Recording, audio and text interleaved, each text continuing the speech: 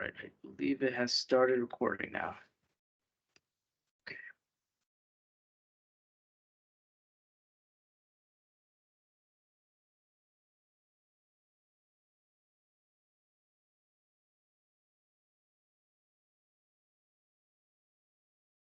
All right. In regards to the kind of the agenda today, kind of talking about various topics. So these are kind of like topics discussion.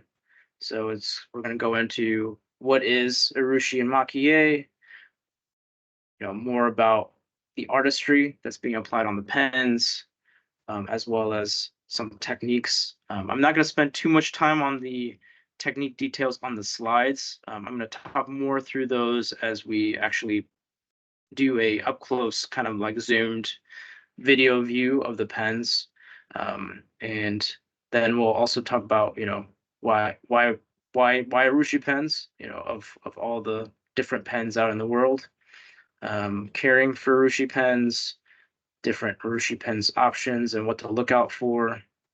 And then also we'll be doing a lot of pen showcases, so we'll be showing that up close with our other camera.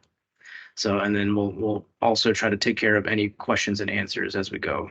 So, for anyone who's new, there is a Q&A button on the Microsoft Teams, so you can ask your questions in that Q&A box. I haven't ever used that before, but it looks pretty neat. So feel free to put your questions in there. If you're on Instagram, just go ahead and comment and send your questions there.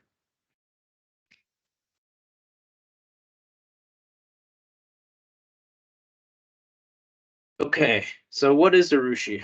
So urushi is a natural lacquer secreted by the Toxicodendron verniciflume tree when they are injured. So this is something that we actually have a little bit more information on our blog on urushi and urushi gatherers. But what they do is they actually slice these striations kind of through the bark of the tree. It's a very specific tree. It's a tree that's in the family of Urushi, or sorry, in the family of like poison ivy, and therefore, if you touch that sap that secretes in that raw format, many people do have reactions to it. So the artisans have to be very careful when they're working with Urushi. So, so when it's being applied to the form of, lacquer, right? The sap that's being used for lacquering, we call it urushi, right? It's being applied for Japanese art. So this was discovered thousands of years ago, and I think there's a lot of different sources in which it tells you like there's different time frames, and I think it's because it's so long ago that it's not really quite clear when exactly it was discovered. Let's just say it's thousands of years ago. And I think there's also a debate on, whether it was first discovered in China and then Japanese inherited, or maybe the Japanese discovered it also on their own. There's a lot of kind of different sources on that. Urushiol is the compound that hardens to form the hard urushi lacquer. So that's the urushiol is a compound that's within that sap, right? So this is commonly applied on, lacquerware, which was kind of what was there first, right? So if you see it in the pictures that we have on the presentation, you have the bowls, right? Cups. So these were kind of the first things, and it was kind of used more as a varnish in the very beginning, right? They were maybe just doing maybe some basic colors, some basic patterns, and then it kind of went from there to becoming more complicated, and maybe taking elements from their woodblock paintings and various other influences. They started becoming more complicated with the artwork, to have the various motifs that we see today with dragons and stuff like that. But yeah, like I said, started in lacquerware, but it moved on to other things. So tea ceremony pieces, you'll see that a lot. You'll see it on watches, jewelry, chopsticks, fishing poles, sword, the scabbards on the swords are for the swords, and Buddhist altars. So a lot of these urushi artisans or maki-e artisans are not just doing fountain pens, right? They likely started actually on something else. So fountain pens is something that kind of became more popular in the last century, but inherently, lacquerware, um, you know, jewelry, watch. I feel like those have been something that you see that more often around Japan. So why use urushi? So urushi has special and functional qualities that can't be replicated with synthetic varnishes.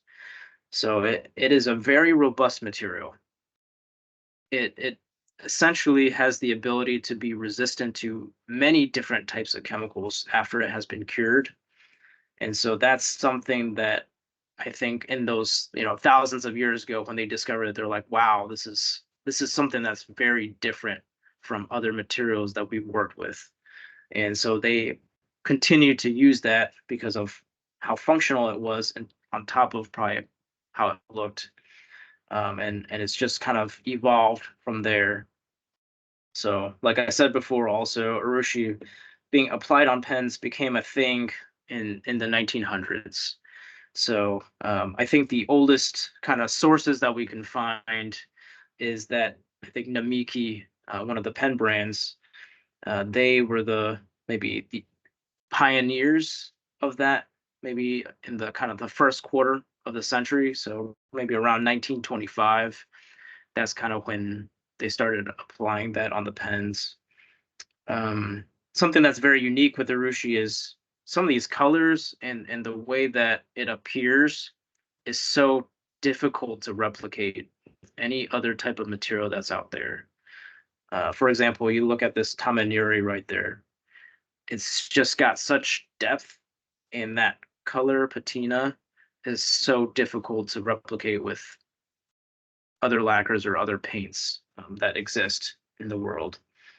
And something that all of us who kind of wield these urushi pens, a lot of us will say from our personal experience, it feels warm to the touch, right? It's something about the material and the way it contacts our hands. Maybe it has some sort of thermal kind of conductivity properties that allow it to retain maybe the temperature of your hand better. So it feels good to hold. It's generally very smooth. And again, once it's cured, it's very unlikely somebody can have a reaction from it, though, for people who are more sensitive and, um, you know, or maybe highly allergic to something like a poison ivy, it's always cautioned to be careful when contacting them, even when it's cured.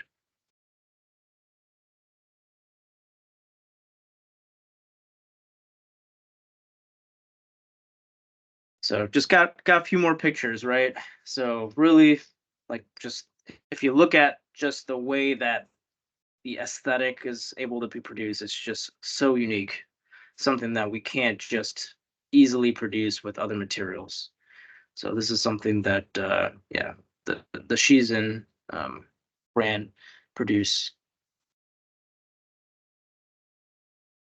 So there's another term when we're talking about Urushi pens that comes up, and it's this word called maki-e. Um, so it's pretty confusing if it's something that you haven't really heard much about. Like, you may see the words just put, and we'll use it a lot as if people know what it is. But really, all it means is sprinkle picture. So, and if you're looking at the pens, especially the ones that are, we can maybe describe as more elaborate, so maybe more than just a solid color, you'll see sprinkles of something in there. And then, or really, really artistic, like motifs that are produced. So, like in this case, you have this really extravagant, Danny Trio Sakura meets Rose maki that's on this Yokozuna shape pen. So this particular pen right here just really showcases just how much you can really yeah, just the masterpiece of what Urushi can produce, and that and all the sprinkles that you see, and even just the gold, right? So you have to use some sort of metallic powder to be able to produce that, right? So all of that sprinkling of that powder, usually gold, silver, palladium, um, that's going to be used for maki-e. So that's what we describe as maki-e pens. So it's almost like a square is a rectangle, but a rectangle isn't a square. So maki-e, you could say, is kind of like under the realm of like the thought of urushi, right? It's usually paired up with urushi lacquer. So maki-e is a urushi, but urushi doesn't mean it's necessarily maki-e. Um, but to be able to produce such kind of extravagant work, uh, many of these artisans go through some level of vocational school, so it's a master and apprenticeship, and then it's you know many more years in the field, right? You're not just an Urushi artisan, you're a maki-e artisan, right? So and that's something that you'll see on the Danny Trio and Shizen lineup of artisans. All of the ones currently working with us are maki-e artisans and not just Urushi artisans. And you'll see that also on the pens. So many of the pens will show that red signature. It's a unique signature from them, and it's a symbol of highest level of maki-e art. So it really shows, hey, it's not just any old Urushi. It's not just an Urushi artisan painting on this. This is somebody that's spent extensive amount of time training, generally under a master, and have a certain level of art. And some of these, especially on the Danny Trio lineup, you have multiple artisans that are Dento Kogeshi, which is actually a title recognized by the Japanese government that they are the master of their craft. So some of these guys are top of the line artisans that are being commissioned to do the works.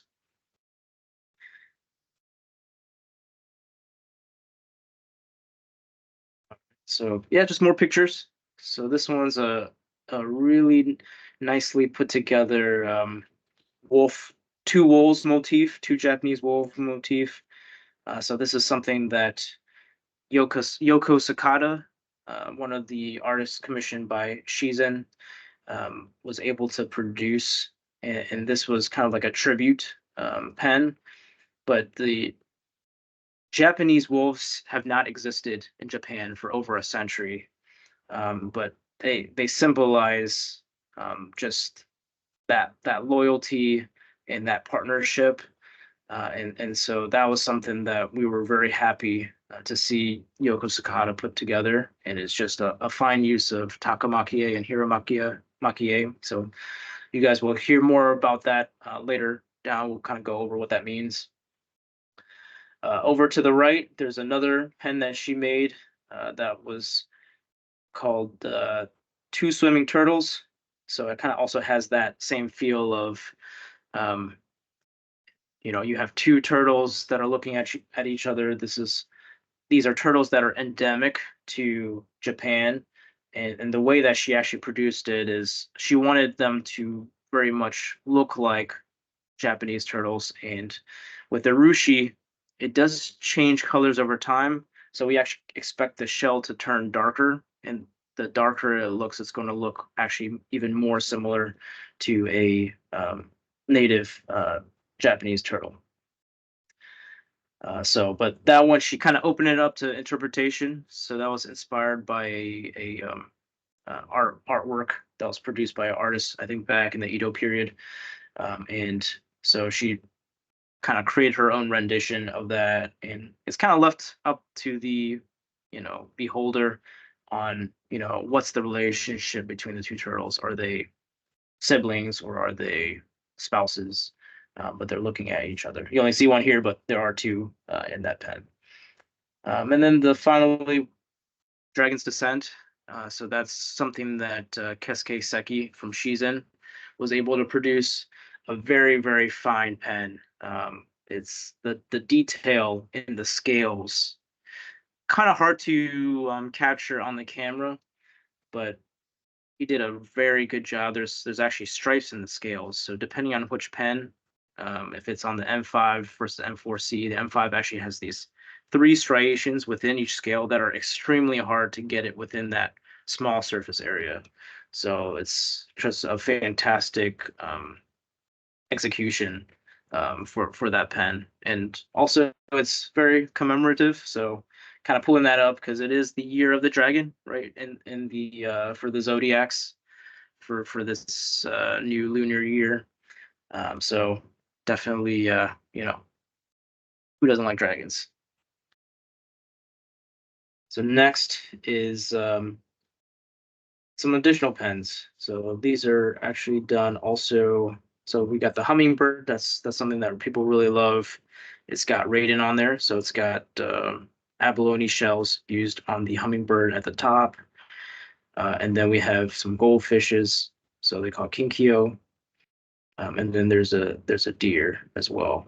So and that one kind of symbolizes it's a representation of a traditional, well-known poem in Japan.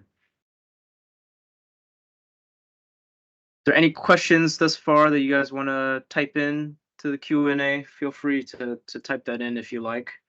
So I don't bite.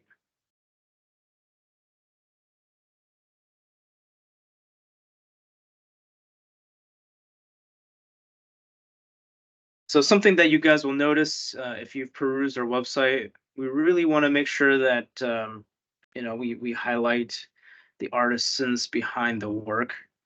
And so these are not the exhaustive list. There's many, many more artisans that have worked with Danny Trio especially.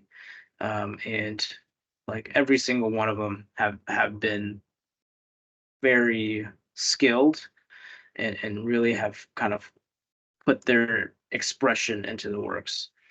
So, and the Shizen artists are newer to pens, so they're not new to Urushi or maki-e, but they're newer to pens. So that was something that kind of an experiment, right? To try it on something different, a different object, a different geometry. But many of them in Shizen are used to Buddhist altars and you know other types of objects. So from looking at their works, I'm like, it doesn't make a difference maybe what geometry they're applying their lacquer on. It all looks amazing. So just to kind of highlight these artists, Koichiro Okazaki, so he goes by Kogaku or Kogaku. He works and is commissioned for Danny Trio pens. Does a lot of the Danny Trio pens. I don't know how many, but I'm gonna just put a percentage to it. I'm gonna say maybe like 30 to 40% of the pens out today is likely produced by Koichiro Okazaki. You can kind of see his maki-e signature over there. And again, like I said, when you see that red symbol, it's a symbol that it's not just an Urushi artisan that's working on the pen. It's a maki artisan, somebody that has really extensive years of experience. And in this kind of slide alone, you have a total of 200 plus years of experience of working on Urushi and maki-e. So it's really speaks on the when once they start, they really take it kind of to the end. It's a big passion, and they I think it's very important to them to be able to express um, their feelings into the pen art. So the oldest artisan is the one right next to Koichiro Okazaki. So he's Masanori Omote. He goes by Masanori, and he is in his 80s now. He was featured on Pen World magazine, I think back in 2022 or 2021, in the springtime, and it was kind of an interesting article. But essentially, Danny Trio worked with Pen World on doing a write up, and Masanori is in his 80s, and he's still doing maki-e. He's still doing rushi, and he keeps himself healthy by still keep himself in shape by doing outdoor activities. I think he likes to go hiking and backpacking type of thing. So there's like a picture of him like holding a backpack, I think standing on top of an elevated ground in the Pen World magazine. So, but he has some very unique works that will also be seen. So some of the stuff that's kind of unique that I have not seen in any other brand that Danny Trio has is the Sakurakawa or the yes, it's the Kawanuri pens. So it's basically pens that look like tree bark, and from far away, it's like you're trying to kind of figure out what it is, but when you look close, you're like, wow, even the texture feels like it, not just how it looks.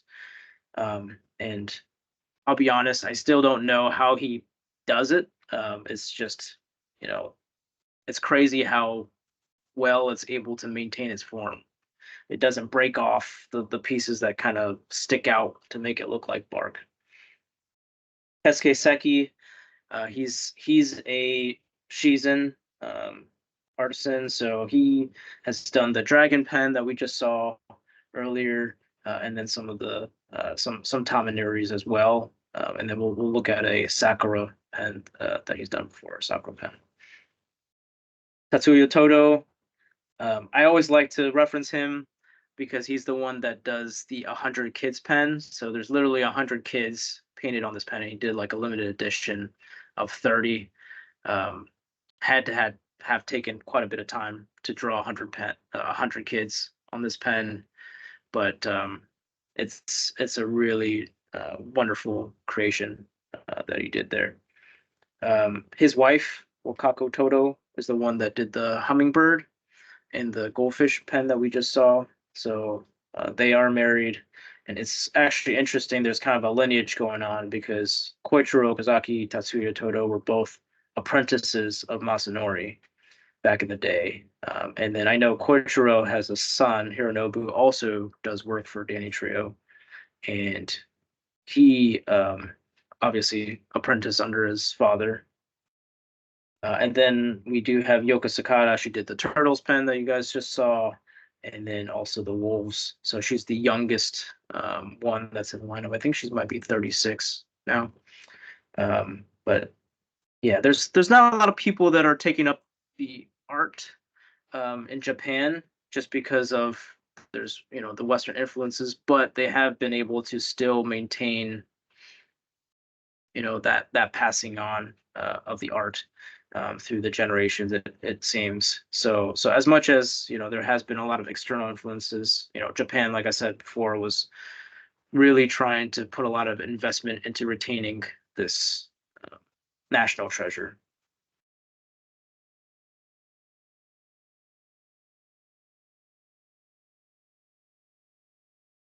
So why is the artistry applied on pens?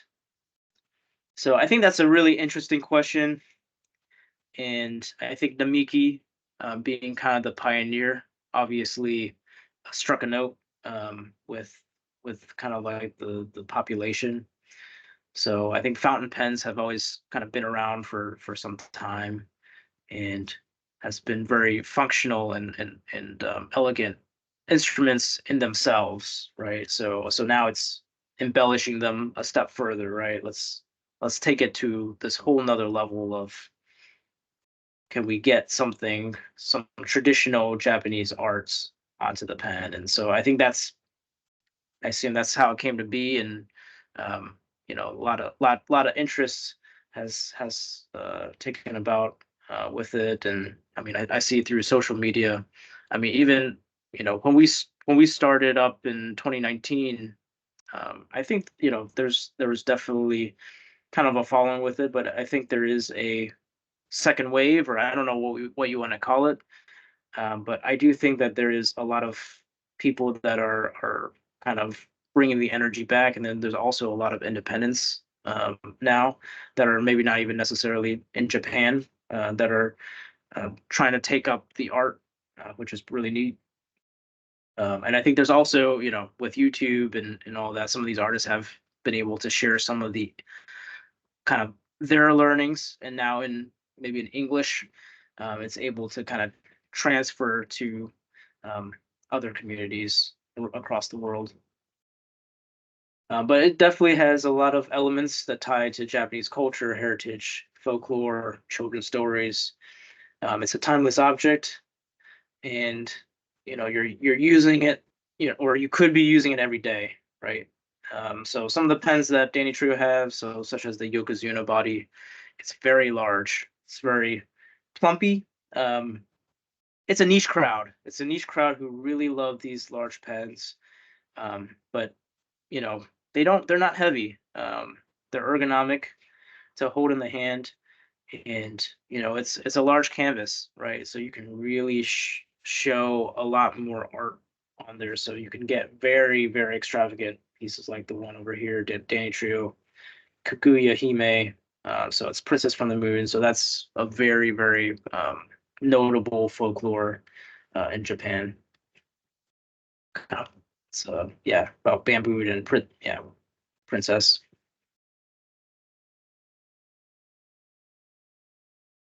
So Urushi pens can come in various shapes. So Danny Trio to me has probably the most interesting and diverse shapes, uh, kind of in the market of Urushi and maki-e. I think they really wanted to play around with the sizes, so they got really large with the fat yokozunas. They got really long with the genkais, right? Genkai means limit in Japanese. Yokozuna means sumo champion. So very rightful, deserving pen body names. And then they got some of the small stuff, right? Shohokaku, that's something that's much smaller. It does fit, small enough to fit a cartridge converter, right? That's when they start hitting their limitations. But you have some that are eyedropper filler systems, and then some that are cartridge converter systems. For the Shizen, they're all cartridge converter, but can be converted to an eyedropper filling system. So we'll talk about filling systems up next. So common anatomy of the Urushi pen. So right here, so this one's actually an ebonite Gengai pen right here. So ebonite is vulcanized rubber. So I think when people think about rubber, a lot of times they're thinking like the soft rubber. But in this case, it's become hard. But the substrate is still, I guess soft enough and receptive to having this layer of lacquer applied to it so that it can adhere properly to the surface. Because you don't want that urushi to peel. That can be an issue. So other things that are of concern that can cause it to peel, right, is things like oil, right? Oil is its worst enemy. That'll definitely create a risk right there. So the artists always do a lot of prepping and priming of these pens before that they work on it. There may be some sanding work that's involved as well to really allow for increased surface area of adhesion for the lacquer. This is just a little bit of instruction in terms of the different parts. So over 1 second here. See if I could use a laser pointer.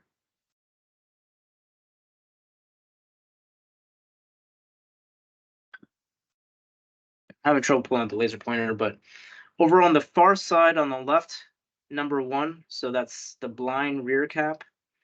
So that's technically attached to the barrel. You can't, well, you can disassemble things, but technically it's kind of part of the barrel. It's you can actually move and actuate that stopper rod, so that slides. I always tell folks, if you don't know what you're doing, don't pull that rear cap out because that leaves a vulnerability.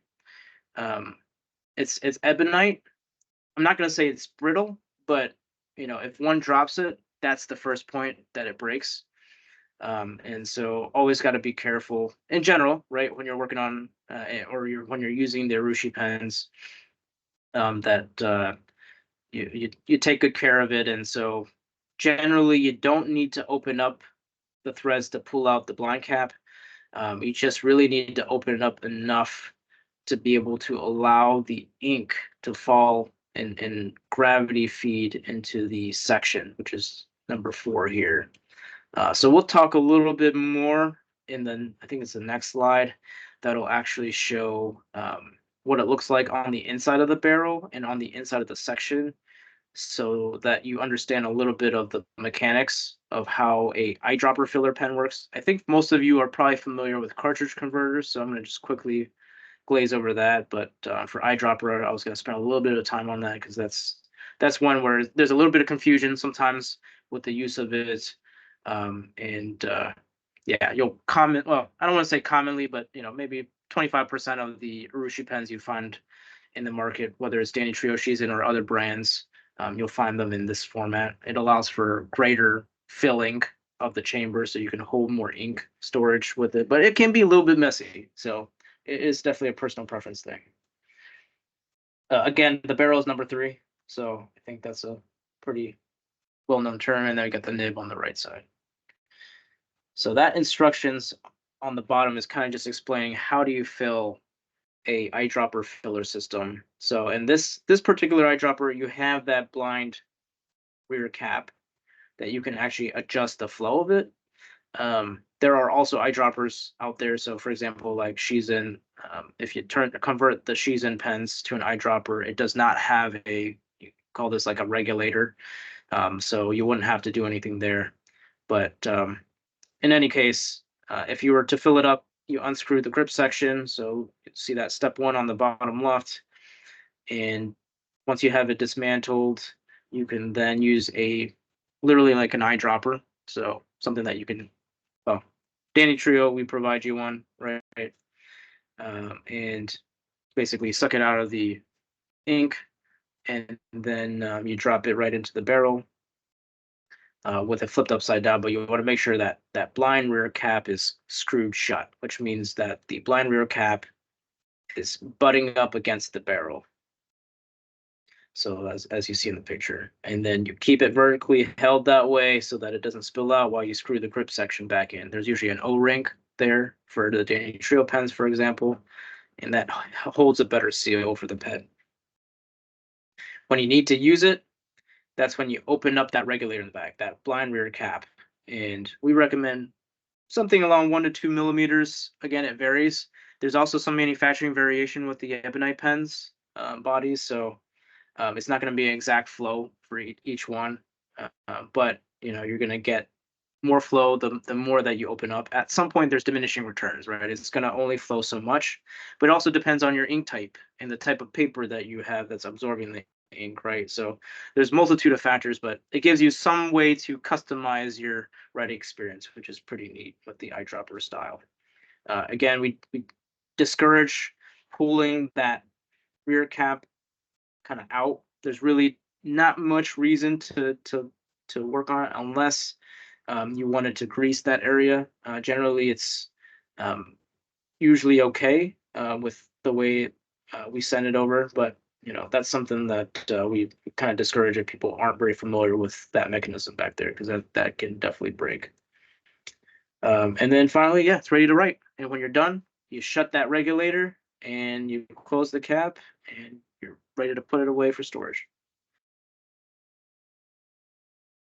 So this is kind of just showing the inside. So that little stopper rod actually extends all the way almost to the top of that barrel you see on that first drawing, and it's got a rubber O-ring, so it's kind of like a gasket. It actually closes in where the grip section has that little hole. So think of it like I was going to actually put a plunger in a toilet picture here, but then I was like, maybe it doesn't really belong. But think of a plunger in a toilet, right, on the toilet hole. If you have it completely, if you put a lot of pressure on it and you hold it there, the water is not going to get, it's not going to be able to exit out of the toilet. And it has a good seal because it's got that O-ring gasket, right?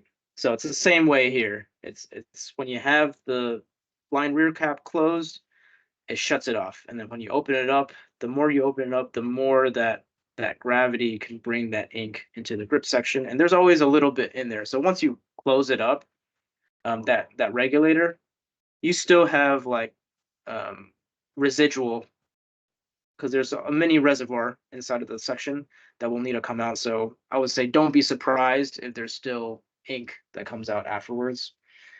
Um, yeah, so that's the gap that you kind of want to achieve generally when you're writing with it for those who do have daily trios.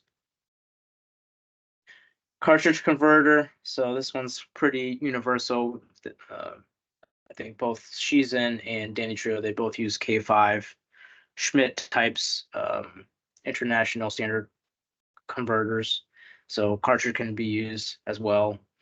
Uh, little cleaner to use, but yeah, you just kind of use the little twisty black knob to adjust, and it's pulling a vacuum, right? It's got a piston in there. You suck up the ink, and then you just press fit it into the back of the grip section. So you do have to dismantle the pen to get there.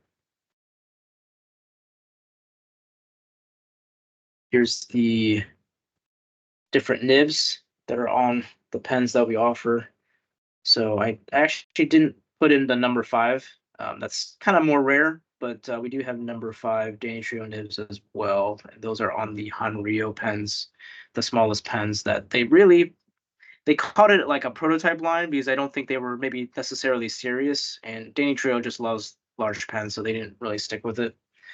So there's only a little bit of that that is available out there, and I think they won't make any more of them if people are requesting for that, unfortunately.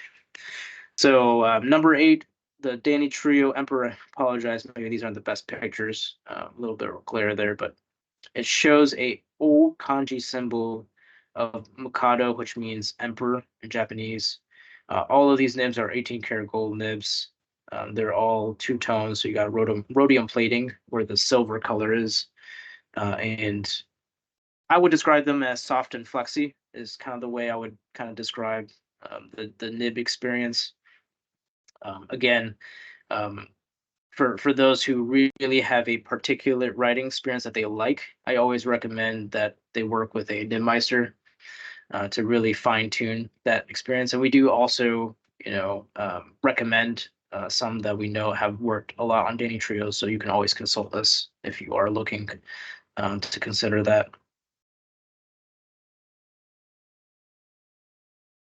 The Shizen symbol is kind of a Enso circle in bonsai tree, so it's kind of like a symbol of kind of Buddhism, clearing Zen Buddhism, clearing out the mind to be creative. And bonsai is also a symbol of kind of humans and nature um, intertwined. So that's kind of the meaning there. And then for the Danny Trio Fireball, that's a nib that has a symbol that you would see often in the back of a Buddhist, like a Buddha sculpture. All right, so I know I've been talking a long time. We're gonna get to the pens really quick, so I'm gonna start moving a little quickly. I know we're also close to 12, so if people don't mind, we can continue to actually show some pens. These are all some, and this is not an exhaustive list, right? These are a lot of the different techniques that you'll find, especially for Danny Trio Shizen pens. So a lot of the techniques I found as kind of learning through and talking with different artisans is techniques can be done differently depending on their approach.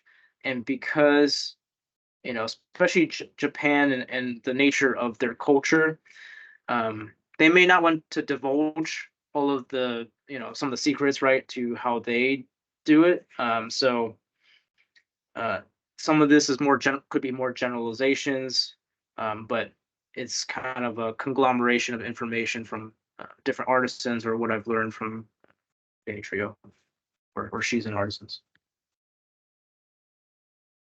So Tamaniri, that's the one that I think when people are talking about Urushi solid color, kind of the first thing that comes in mind, the depth that these artists can really produce, and the patina underneath is like no other. So it always has kind of generally this light color edge appearance is commonly seen, not always, but commonly seen there. And then usually you can see the layers underneath, showcasing that layer by layer application that they do for the lacquering process. So it's very unparalleled with the way that they create this, yeah, aesthetic. But they use kind of a quote unquote clear urushi lacquer over the outside to showcase the underlayer colors that they have there.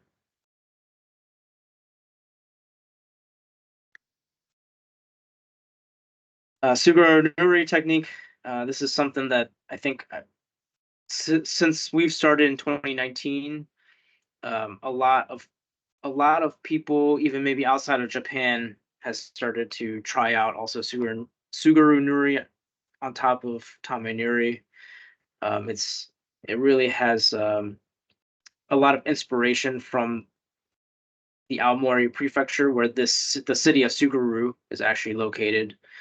For the Danny Trio pens, these were actually made by a artisan out of Suguru, city of Suguru, in Aomori Prefecture. So that was pretty cool with those. And actually, this one they're not making this anymore, but we still actually have a few left. But Karanuri style is the one at the top, and then on the bottom is the Nanako Nuri. So you'll see this more often. But Karanuri, they use kind of spatulas with special holes, and they kind of like whip it on there, or they kind of dab it on there to make it look like a splash pattern. So they call like pattern pens, kind of this generic term is kind of like the Kawari Nuri. So you sometimes see that term online. With Suguru Nuri, you also have oh, there's a misspelling there. It should be called Nanako Nuri for the bottom picture. And there's a kind of depiction that we took from the Danny Trio book. I mean, it's a very simple thing, but essentially they put wet lacquer on, then they put rape seeds on there, so little balls, and then once the lacquer dries, they pick it off with a tool, and then now you have these divots that you can now paint a different color of urushi on there, and then they will basically sand it or burnish it down um, until it creates this kind of shape, and this kind of fish egg pattern kind of symbolizes kind of like wealth um, and fortune.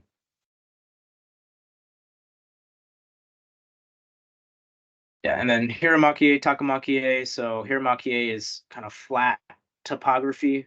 So you're creating such elaborate artwork, but you maintain a flat surface. Whereas Takamaki-e, you can actually feel the picture almost poking out of it. So you can actually put your fingers on it and you feel the different textures.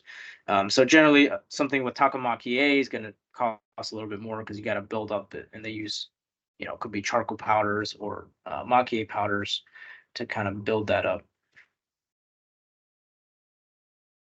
So how do these creations come about? So there's various ways. So on these two pictures, you'll see artist with Bernard. He's the founder of Danny Trio. He's in his 90s now. So he's kind of pulled back from operations, but he was very much a visionary and spent a lot of time kind of working with the artisans to be able to come up with such vivid concepts. So, but it's kind of a two-way street, right? So it's either, it could have been Bernard or it could have been the artisan to come up with the idea. So they may have referenced some resources, right? Some books or paintings or various things, right, that could inspire them to work on this. And then it's kind of like a iterative communication channel, right? Then they maybe start drafting these out on okime, right? They draw it onto a piece of paper first, and then they get the feedback on, hey, this is where we want to go with it, and then make changes as needed, and then eventually get it onto a pen. So suggestions to consider when designing urushi. So first question is, are you ready? That readiness check. So I think there's multiple things, right? You have to really appreciate. I feel like you have to appreciate the artwork to some level. You have to also, I feel like for pens, like I think people always think that these pens that people buy, they're not using it. but that's not the case, right? It's a pen, and so I would say I don't know one customer that we've had that does not use their Urushi pen. So even the extravagant one that you saw before with the Yokozuna Sakura Meet Rose, right? That person is using that pen and was asking us, can we get, it was a number 50, actually that's a nib we didn't show, but it was a number 50 nib on there. And yeah, we only produced that, or I shouldn't say we, but Danny Tree only produces and brought. He was asking, hey, can we get it in a different, like he's actually using these pens, so you know I think it's one of those things to ask yourself, like, is this going to be a functional writing piece for you? How much does a writing experience matter to you? Again, right, these are very focused on the artwork. They can be good writing pieces, but obviously, you know, if you only care about the writing and you don't really, appreciate the art as much, it might not be for you, right? So it's someone that really appreciates the art form and where it comes from. And do you connect to the pen? Is there something that the you know the artwork or the themes really draw to you? So is there something that you can connect to it there? And then kind of the last thing is, you know, do you care about if it's genuine Urushi or not? So she's in a Danny Trio, they're genuine Urushi, so it's real sap from the Urushi tree. And so in this day and age, you can get kind of like oil, right? Synthetic blends, right? You can get synthetics that are not genuine, or they're mixed with lacquer, so it's like half and half. Um, it's not real, but it still creates a certain appearance, right? It's not going to create the same appearance as genuine Urushi, like you'd get for like a Shizen or Dane Trio, but it does reduce the price point, and maybe it gets you into the sport, if we want to call it that.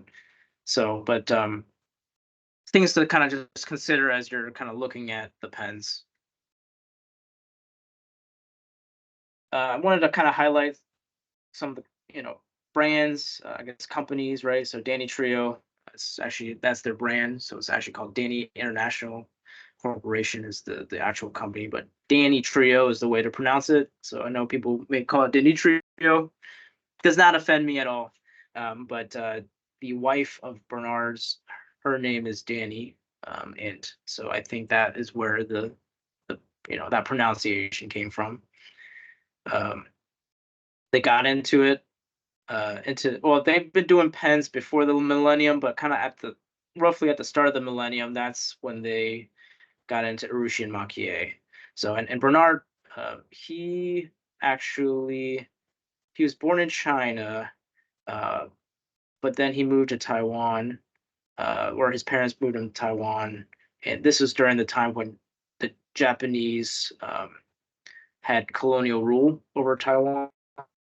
So he was very much influenced by Japanese culture, and was very familiar with kind of like the yeah, just allow the elements to it. I don't think he spoke perfect in Japanese, but he could understand. So I think that allowed him to have that communication with the artist and really be able to also connect to a different level with them.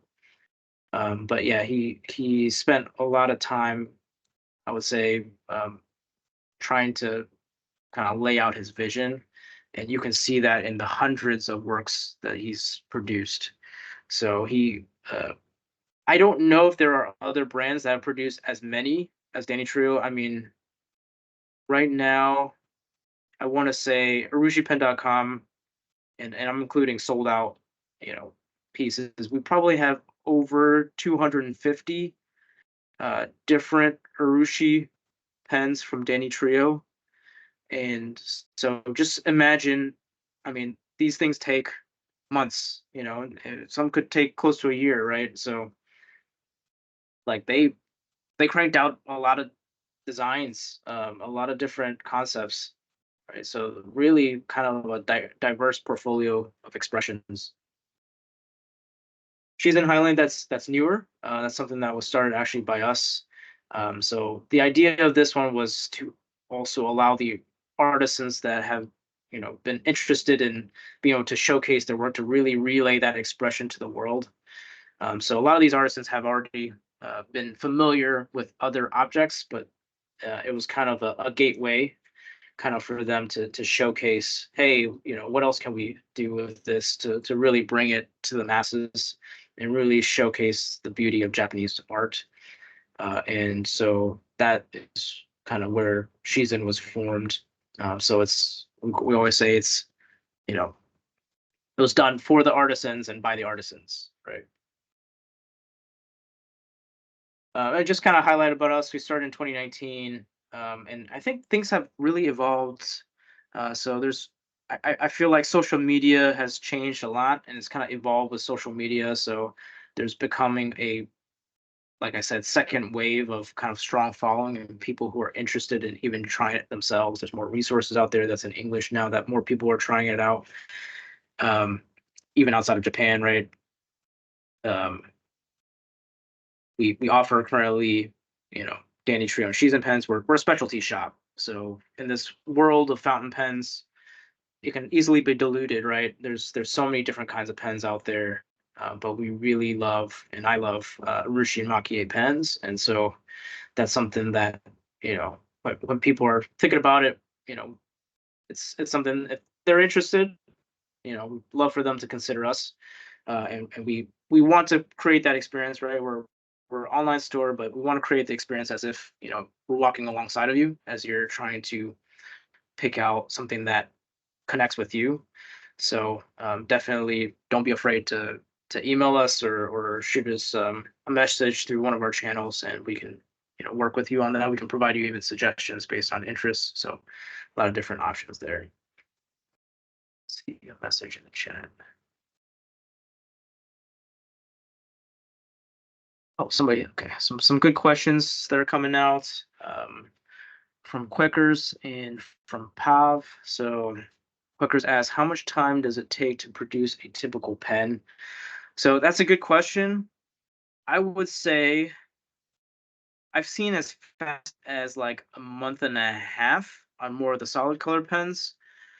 And then for others, it could take almost a year. But we're talking about there's a lot of sitting time, right? So I didn't really cover much in this presentation, but the cure time can take, between each layer, right? It's a layer by layer application. So it can take between, you know, a day to cure, depending on what kind of lacquer they're using and how they're mixing it with the pigments and powders and stuff like that. But it could take between a day to maybe even a couple weeks. So we're talking about a lot of sitting time, which means they could work on another pen or they can work on a different object. Um, but I would say between a month and a half for something less complex to something that's close to a year. Um, and maybe even for the ones close to a year, there's some iterations that's happening in terms of like ideas. Like they're not just, it's not just like I know what I'm doing the whole time. It's like, all right, I just drew this. What else do I think would help maybe bring out my feelings and the artwork for this pen? And for Paul's question, can you speak about Nashiji Nuri, which is on the current bamboo story? So I think that might have been one of the previous slides that I had. And also kind of one of our main banners on our website is a Nashiji Nuri in black bamboo story. So those are neat. Those are neat. So the way that they create that shape is actually through the ebonite pen body. So the manufacturing of the ebonite pen body creates the ridges first. And then the lacquer is applied onto there. Nashiji Nuri. So Nashiji is from the word nashi, which is pear, so Asian pear. We can call it Japanese pear, Korean pear, Chinese pear.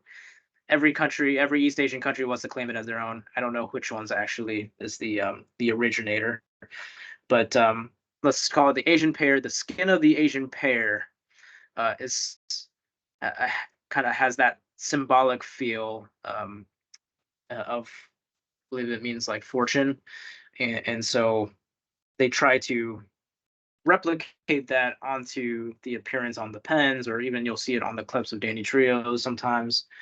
It's painted like that kind of pattern, but it's sprinkling of maki-e powders, right? So that metallic powder, it can be gold, silver, um, platinum, that's sprinkled on top of it, on top of the wet lacquer to hold it in, and they usually seal it with a outer some outer layers.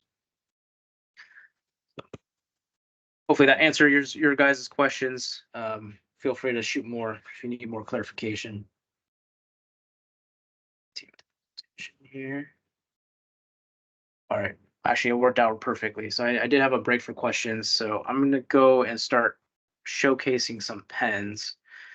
If there are any other questions, feel free to shoot them my way. We don't have that many people on the team, so uh, I'm good with if you guys wanted to unmute and ask a question as well. So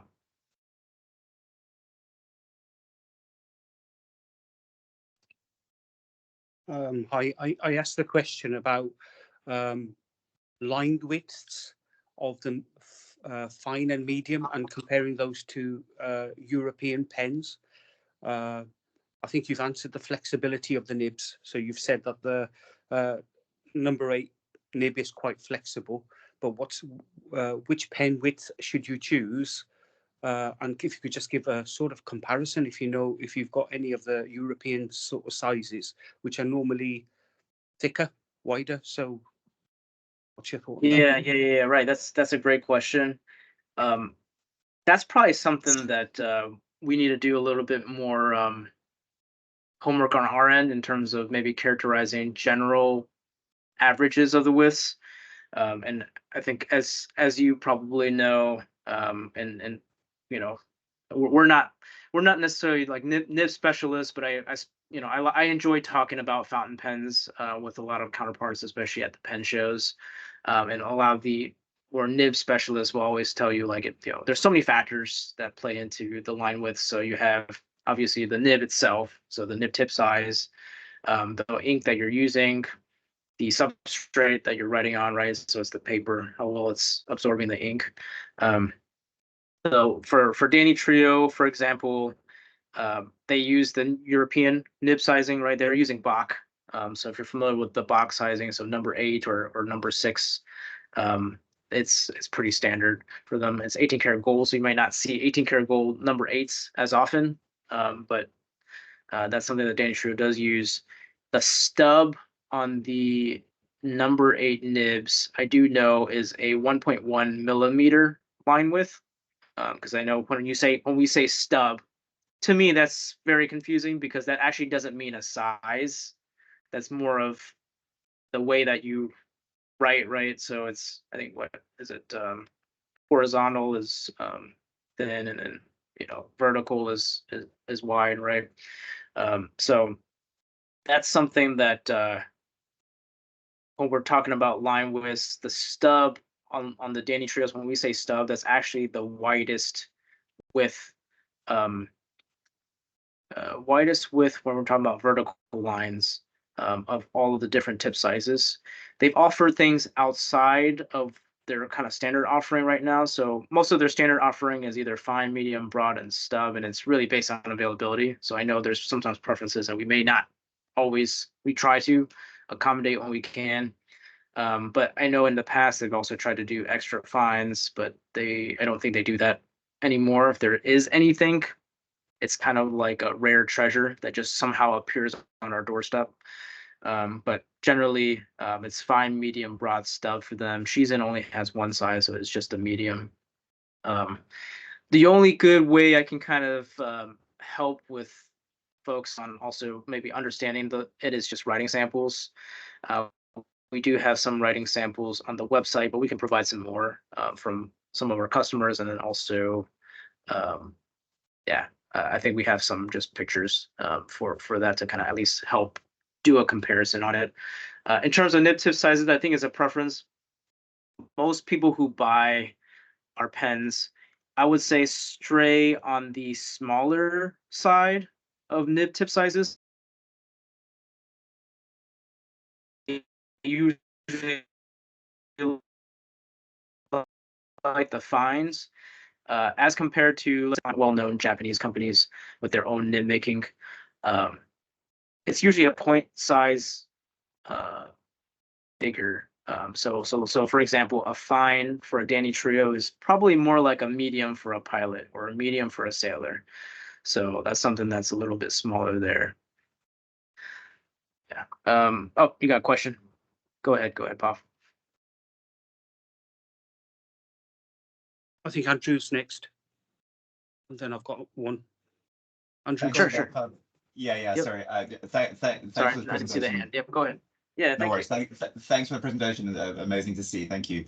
Just a quick question. So one of the things you said there was, perhaps if the function is more your interest rather than the artistry, perhaps not exactly for you. How much variation from function are we talking about here? Like if you took a custom 823 as like a super benchmark pen that's not going to hard start on you and just a really, really nice, comfortable writing experience. How far are we moving from that if we're exploring in these brands? Yeah, and that I'm definitely not going to I'm not a specialist in terms of like the writing aspect for sure. I write with them myself, and I've written with also non-Urushi things, but it probably depends on the person. I hate to say that, it's probably a kind of like a cliche thing, but for me, it doesn't matter because I like it soft. So generally, I do like the soft feeling experience. Um, but a lot of brands they have music nibs and architects and all sorts of different things. So definitely can work with a nibmeister maybe to try to achieve it. But I've never written with the pen that you're stating there, so I'm not sure in terms of that kind of standard. But from my experience, it writes well, and I know a lot of our customers also enjoy writing it. For eyedropper filler systems, you do need to sort of understand the mechanism a little bit more, because if you don't understand it, it can make it a little bit more challenging to, like, for example, get started.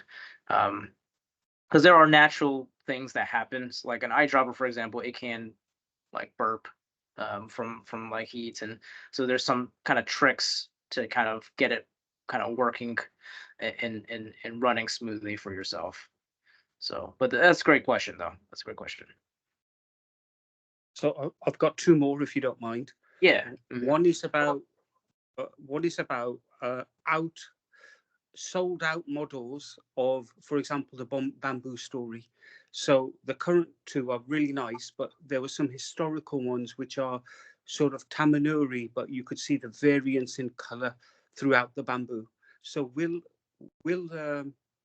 Danny Trio make any out of out of stock models again? Will they come back into the cycle?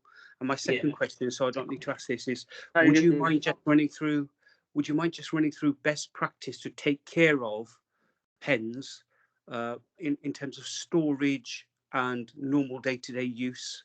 What's the best way to take care of these pens, please? Yeah. So, I'm sorry. What was your first question again? Sorry, first question is out of stock or yes, out of stock. out Yes, models, that's right. For the niche, yeah, the models. bamboos. Yep. Will they be remade? So Yes. if there's Great question. Yeah. That is probably and we probably should put in our FAQs, but that's one of the most frequently asked questions that we have, because Danny Trio, what I always say is Bernard was a visionary. They don't stick with traditional supply chain models of supply and demand for, let's say, I don't know, other consumer goods, right? So these are kind of unique. So it's kind of, I don't want to call it like based on emotion, but it's they'll sometimes some things are brought back, sometimes it isn't, and it could be a factor of Danny Trio's decision or the artisan's decision. We don't really know, except all we can do is ask. But we have more recently started being able to work with Danny Trio and doing a lot of pre-ordering for pens that no longer are in stock or haven't been made in some time. Limited editions, I think, might be something that's out of limits for us, but for something that is, has been made before, we always like to ask. I would say a lot of the Kogaku artistry ones, definitely I've seen more of those made.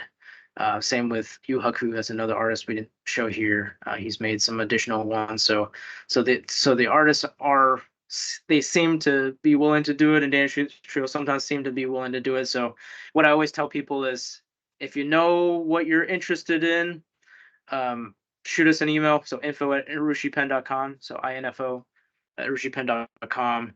And then we can help with kind of having that communication with Danny Trio on seeing, what's available.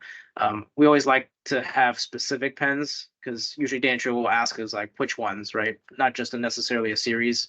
But they seem to kind of, it's like, they feel, sometimes it's like, to me, someone's like, I feel it's like, oh, it's, it'd be nice to do this, or it'd be nice to do that. And so I think Danny Trio, when they're ruling out stuff, it's like, oh, we happen to be making these, so here Jason, here, these are the ones that you guys gonna have for your next shipment. So it's interesting, but I like it too. So it keeps us on our toes, and we don't, you kind of respect that too, right? It's kind of what they feel best expresses them. If the artisan obviously doesn't want to make it again, we're not going to, pressure anybody to try to make it. But definitely, let us know which ones, and then we will definitely have those conversations with Danny Trio to see if we can bring it back. And we can also at least maybe provide, hey, this is the pricing, and that it is, because unfortunately inflation has been killer in the urushi industry. A lot of the Japanese artisans are getting affected by that, and I think that's also affecting their ability to even just make ends meet, unfortunately. So so there are sometimes, I think Danny Trio has done pretty well, but for the most part, there's sometimes is some price changes that happen. In regards to Shizen, same thing. If it's out of stock, we can have the conversations with the artisans to see if that can be brought back. Regarding the second question, so we're talking about out of stock first. The first question, second. Oh my gosh, Tom, could you remind me? Second question is best practice to care. Yeah, to actually take care of urushi pens. I've got a namiki. So what's the best place to store it, and make sure that the urushi sort of lasts? Yep.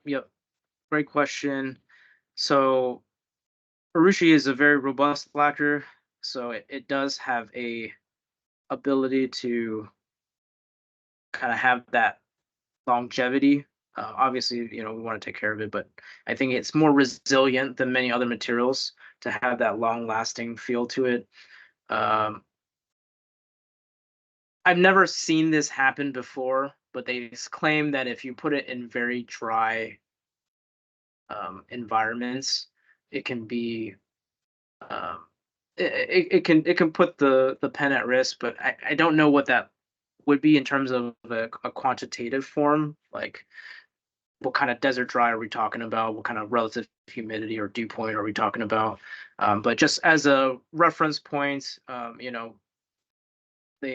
when they're producing these pens, so they're putting it layer by layer, right? Applying this lacquer, they put them in these, and it could be makeshift too. It could be like a box that is more humid than the outside, and because with urushi, the lacquer actually cures with humidity, but based on the humidity and temperature, it can actually also change the color on how it comes out afterwards. So they really have to make sure it's controlled to a certain level.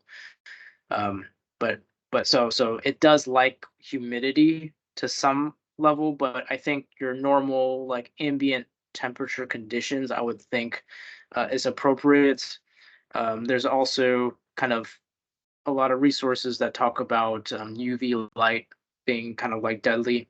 So, if you're using it outside, writing in your journal, it shouldn't be an issue. It's not like you're leaving it out. If you're leaving it out there for countless days, for weeks, months, you're probably reducing the light. But again, it's kind of like humans. It's like when you're eating fast food,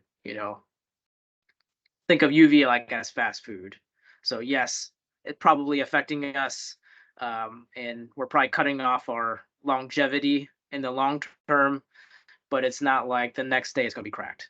It's going to take quite a bit of time, but I guess what they say is the layers will slowly deteriorate over time, like and it's probably like unnoticeable, except for that the color will change because now that the layers, and we're talking not even millimeters, right? This is very, very, like, I don't know, probably nanoscale, right? That is coming off.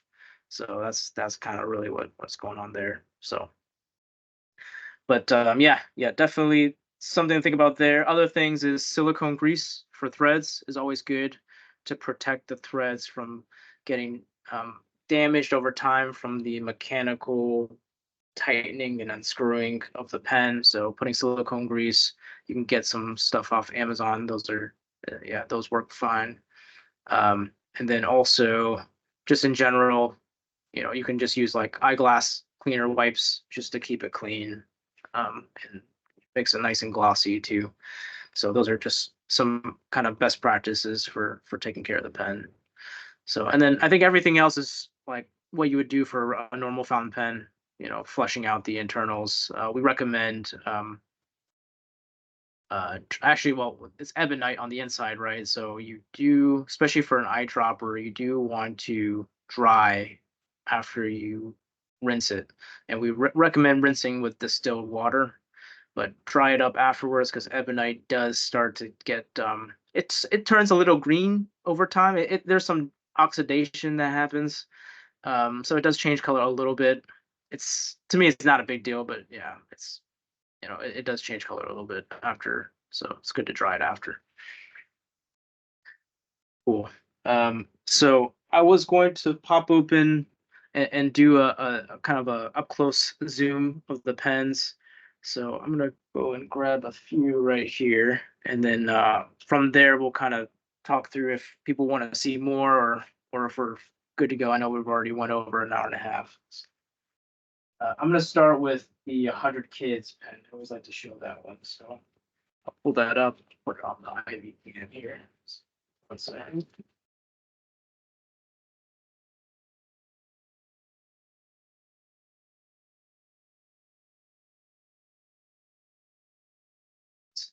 Here's your camera.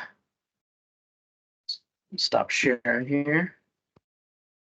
Share.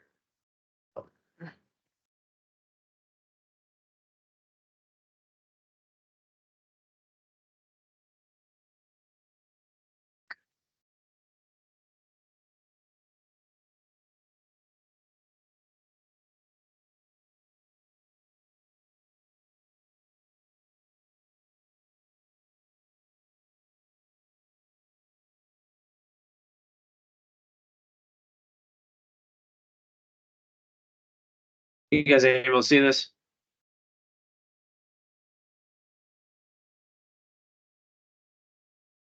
I don't know if it's laggy. That's the only thing that's a little hard to tell.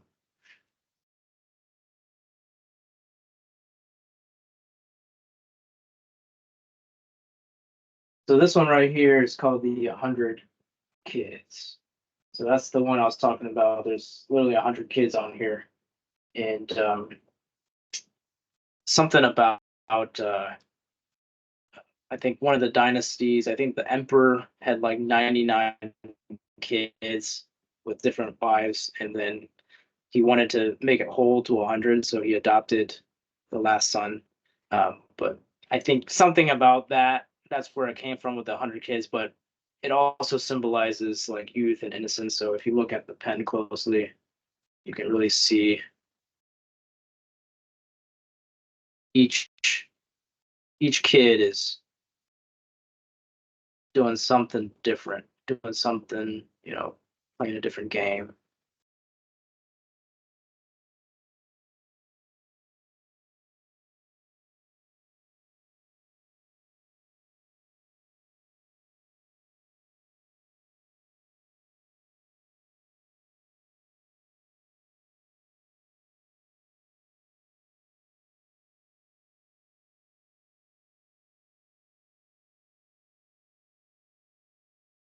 Yeah, so it's pretty neat. Some stuff going on in the videos.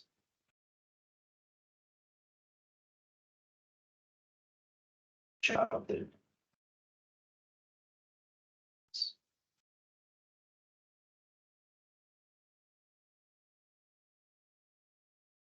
Put a nib on there. Okay. There's no nib on it. Section even has all the design on there.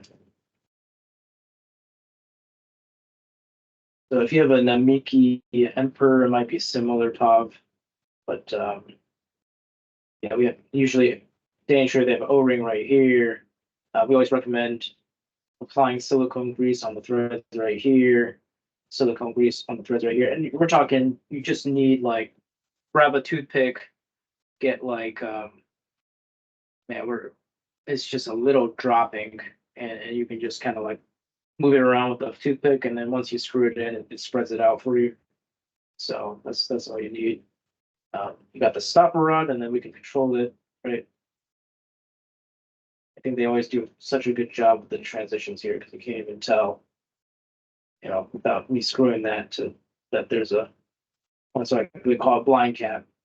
Can't even tell really, except through some spaces that it's there. But got the maki-e signature from Kosetsu's the artist, and it's limited edition. Really, really cool pen there. Next one, we'll do let's do that set.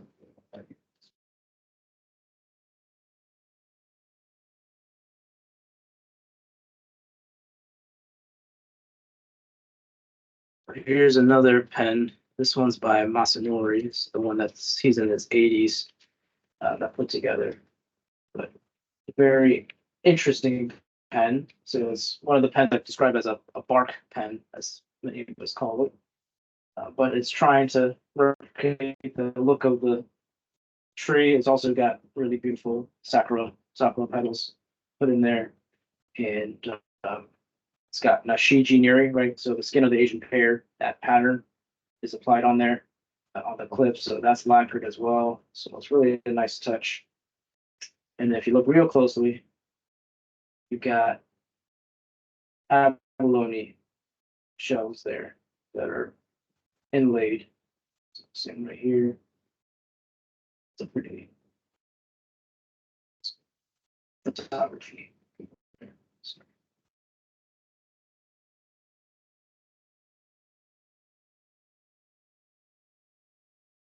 All right, so this one's got a number 6 nib on there. So this is the fireball nib, as many of us call it.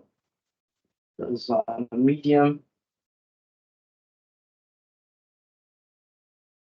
Really nice.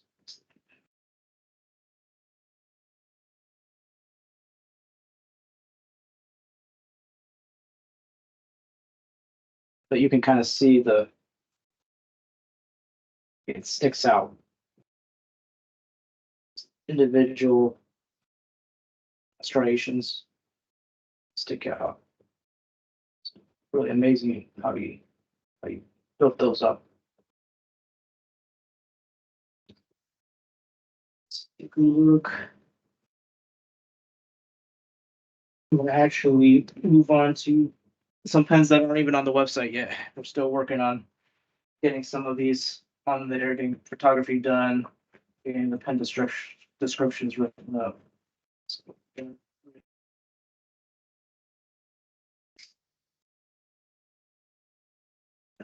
this one's really great. I mean, this one's a classic in terms of Japanese artwork.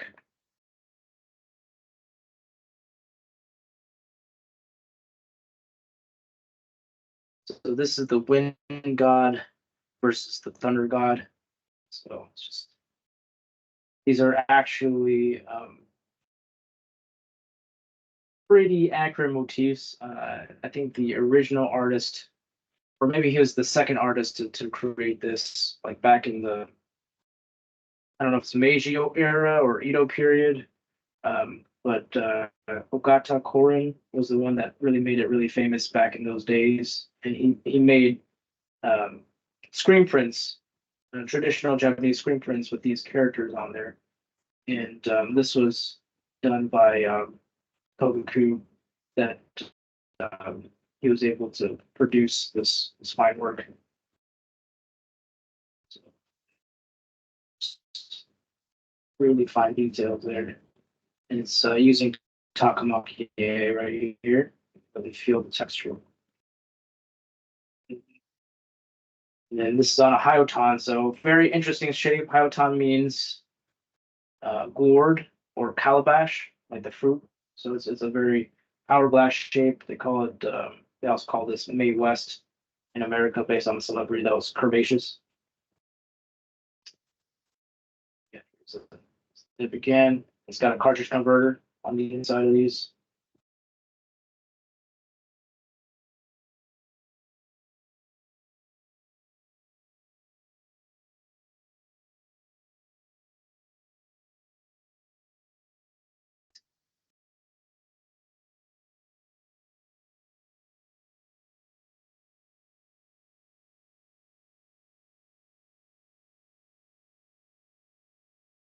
Something over from the side.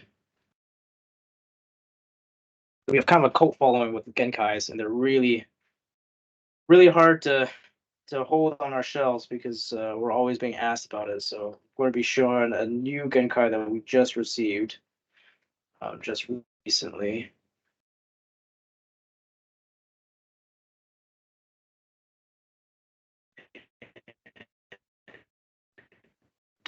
Uh,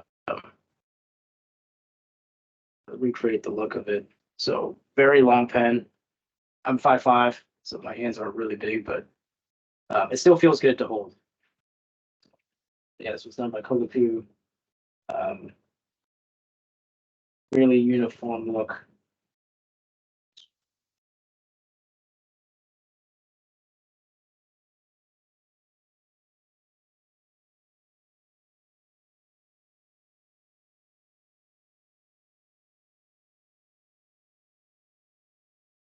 So this one, this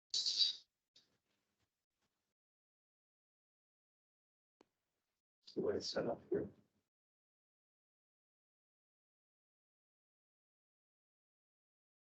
And then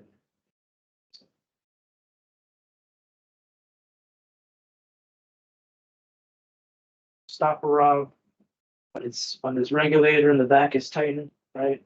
So we talked about the gap. When you're writing it, this gap seems pretty good, right? Somewhere around here. When you're done, you close it up, and the stopper rod extends when you screw that in, and it plugs up this hole right here. It stops the paint from flowing.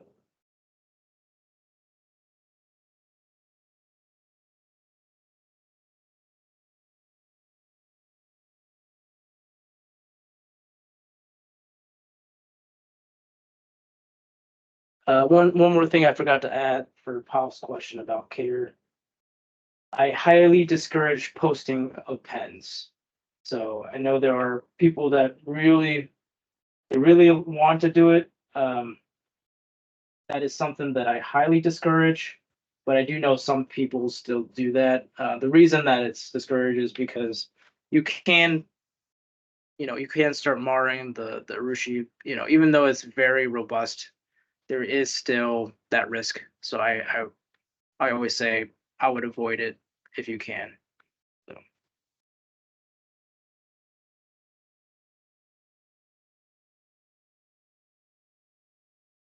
Tom and Gary.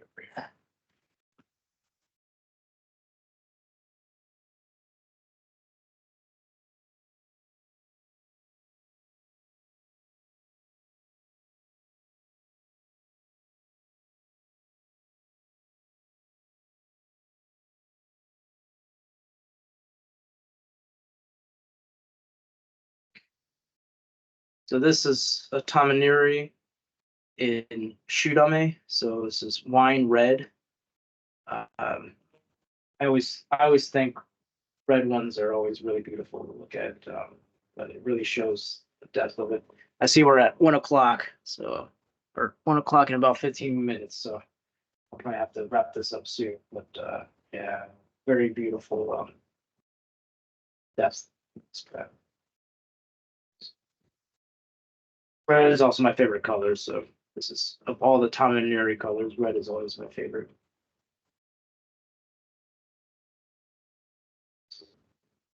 Very well done.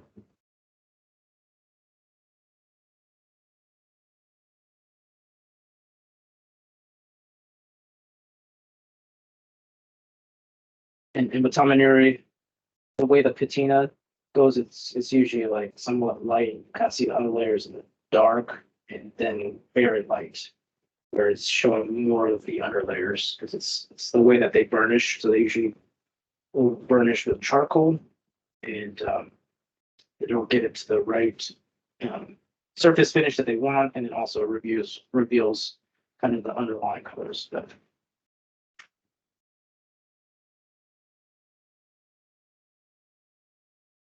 so this one kind of looks like the Genkai, but it's actually different. This one's a Ishimeji. So Ishime means stone. So it's trying to create a stone look and also feel. So as I'm kind of putting my hand through the surface, I don't know if we can actually pick it up. But it feels very smooth, but it's yeah, it's still grainy. You can feel the grain. So also just it's a very light pen.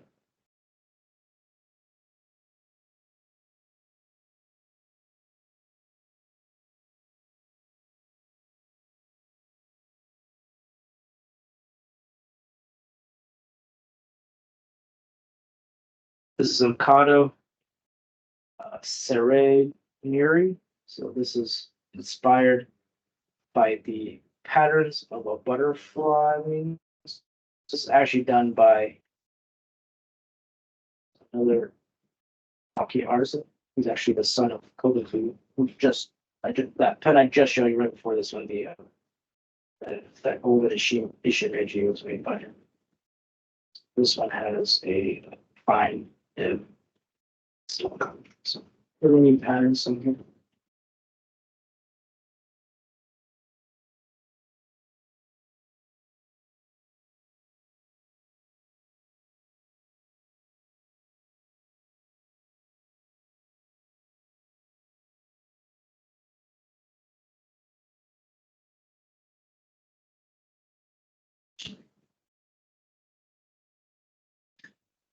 Another type of finish we haven't really talked about, but this is called Irokeshi Dame. This is actually done by Masanori. And so this was a red. So they're using the same techniques that they did for Tom and Yuri, but they just don't burnish it at the end. So that final polish doesn't happen, and it allows for it to create a satin-like appearance versus a glossy appearance like the other pen. So yeah, so definitely more satin-like appearance. And some people like this. This is another kind of preference that some people have.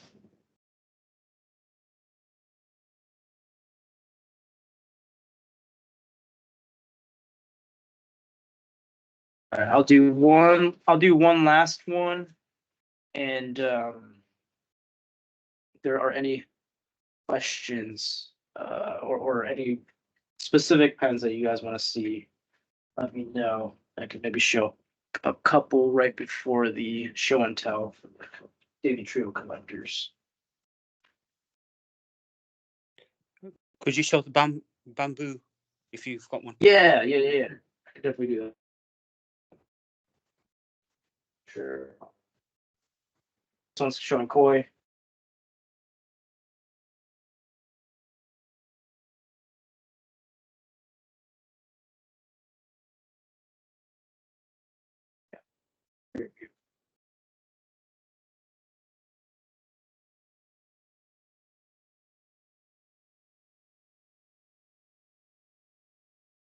And I'm one of those people that, that I think there's always a question that people ask, like, how is this brand versus other brands? I always say, I can only speak for Daily Trio and Cheese-In because we're familiar with them, but I know, yeah, I really love the expression that these artisans have been able to produce, and it's if you looking at that detail, you can always be like, wow, that quality is definitely there.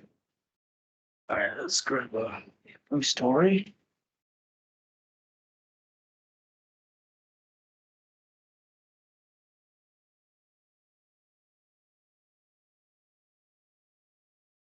Don't have too many. We don't have too many left, like you said, Bob. So just got this one right here. I think that we have. So you know this pen, does the color vary as you actually go to where the nodules are? Is it just one brown color all the way through, or is it very similar? Because they had an Akatamanuri. Does the color sort of vary as it goes through the pen, or is it just one color all the way through? Yeah, I would say for the most part, this is more one color all the way through. Okay. So just put it close with me. The variation color is really because those nodules are, it's between the ridges, like they don't have it the maki-e gold powder on them as much. So, but it is more of a consistent color. The Tamanuris are really nice too. They do really bring out the edges because of just the way these are shaped. So yeah, that's probably if you're interested, we certainly can Do you more have any research on that. We can talk. do you have any Tamanuris in stock at all? No Tamanuri bamboo stories in stock at all right now. So we could definitely consolidate a trio, and we could double check with them though. Sometimes they surprise us that they have something, but I believe they are out right now. We can. Yeah, they're kind of old school, so I don't have the ability to see what their inventory is. They don't have like a ERP system, something like that. So I asked them just to see if they have that available. So, but yeah, these are it's usually set up this way. It's got a blind cap on these, right? So just like the Genkais. So I would say in terms of length, they are pretty lengthy pens. Okay, you can kind of see my hand. So I'm right in this one. But it feels good. It feels good to the touch, and it's very smooth. Very smooth. It's very springy. Thank you very much. Thank you. Yeah.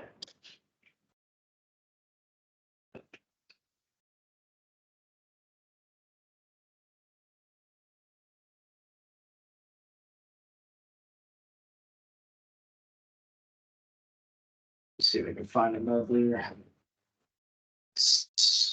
solid color one. I've been showing a lot of maki-e.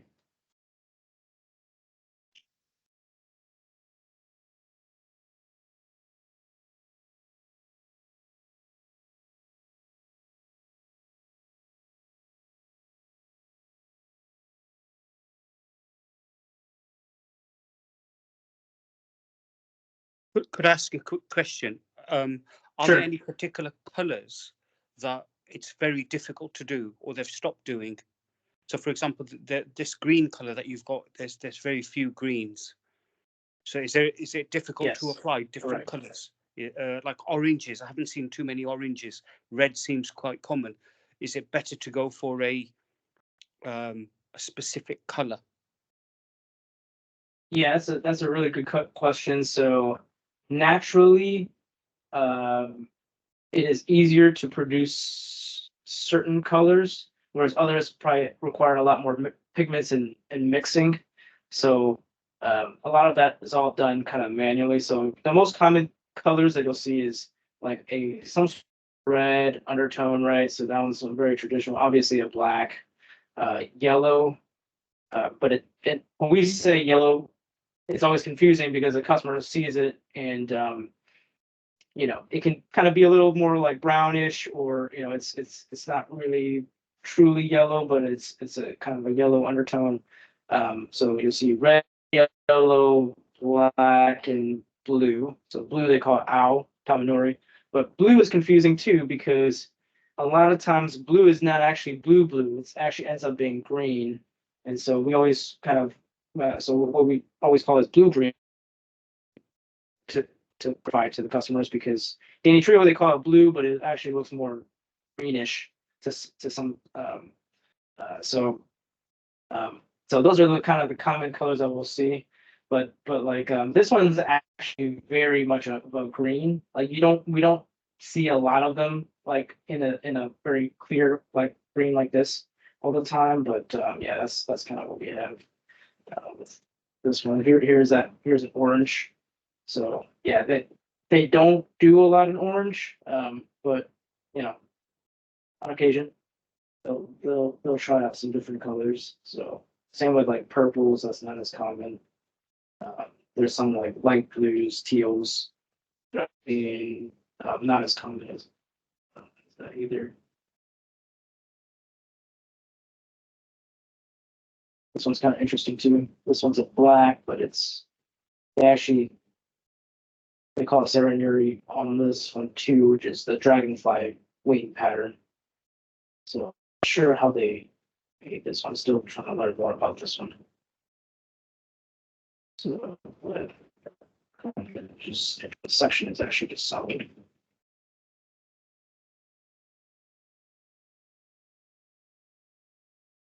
How much time do we have? We've got a few more minutes. Okay.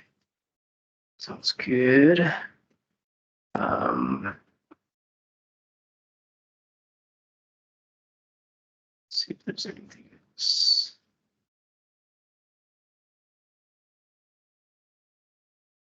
Maybe take a break. We'll take a few minutes break before the next. So, you seem to have a lot of questions. Did you have any other questions? Just one last one. Sure. Yeah, go ahead. Couldn't find on the website import tax. So I live in the UK. Does the final price include? Do we have to pay for the import tax over and above the fee to yourselves? Yes. Yeah, that's always the challenge.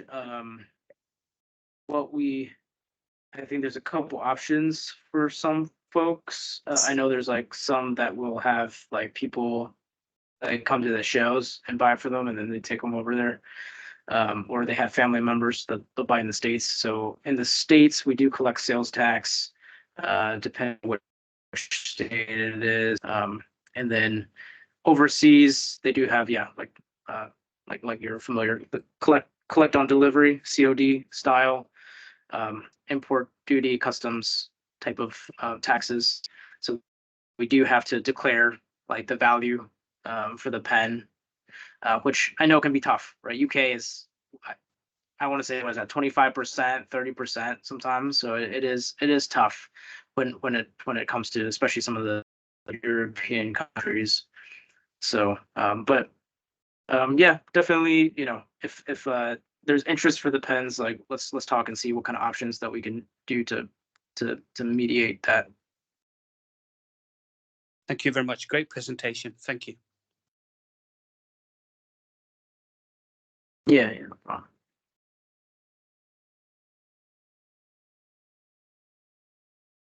Switch camera back.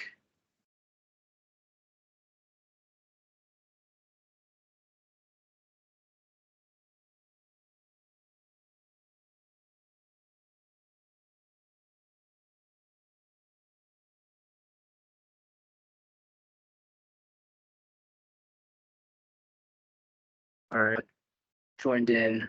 We also have people on Instagram Live.